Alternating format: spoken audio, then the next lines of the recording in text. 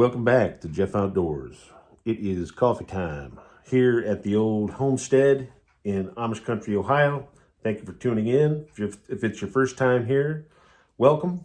And I've got a lot of videos out there of self-sufficiency, how to make your own maple syrup. I make elderberry syrup.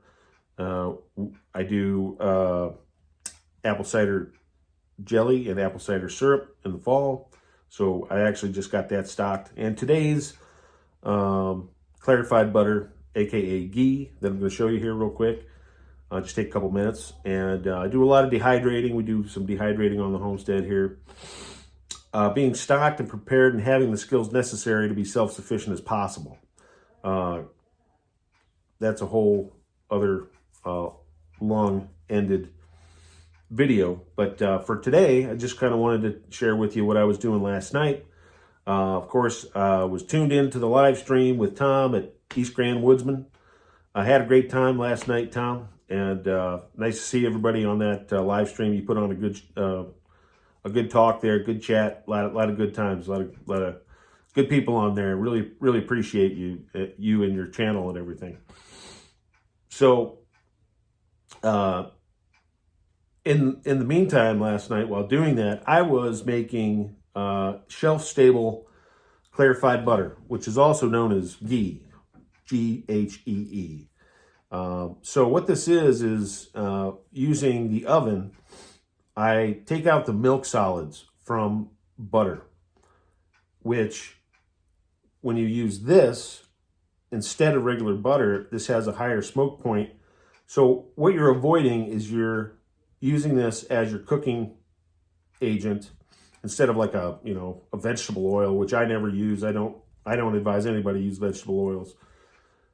This is all natural grass-fed butter turned into clarified butter. And when you use this to cook, you're not going to get that browning, because what that browning is oxidized fats. And when you eat that becomes essentially the bad fats in your cholesterol, the LDL.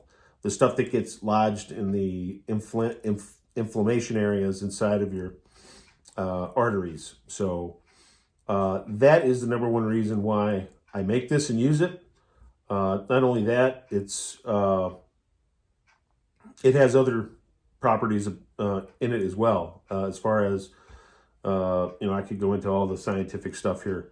So there's CLA and grass-fed butter, etc. So I'm not a nutritionalist, but I do stay up on nutrition and health as much as possible. I've been doing that for about 12 years. I actually tell people that I was keto before keto was even a word. I did a lifestyle transition about 12 years ago, and I went off all grain, no donuts, no bread, no beer.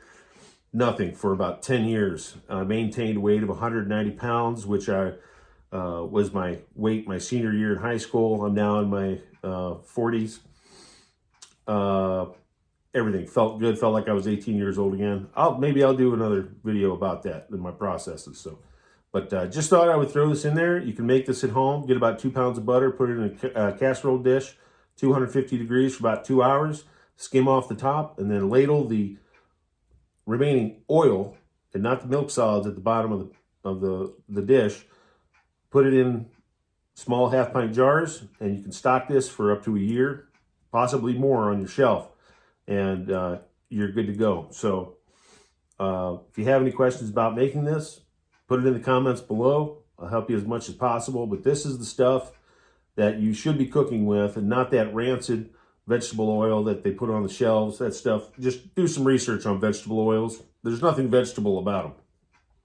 So that's that. Make sure you use a smaller jar. Don't put it into like a quart-sized jar. You'll have a hard time getting it out of there. So, sitting here by the window, it's Saturday. I've got some stuff to do, and we're going to get back at it. Thank you for watching.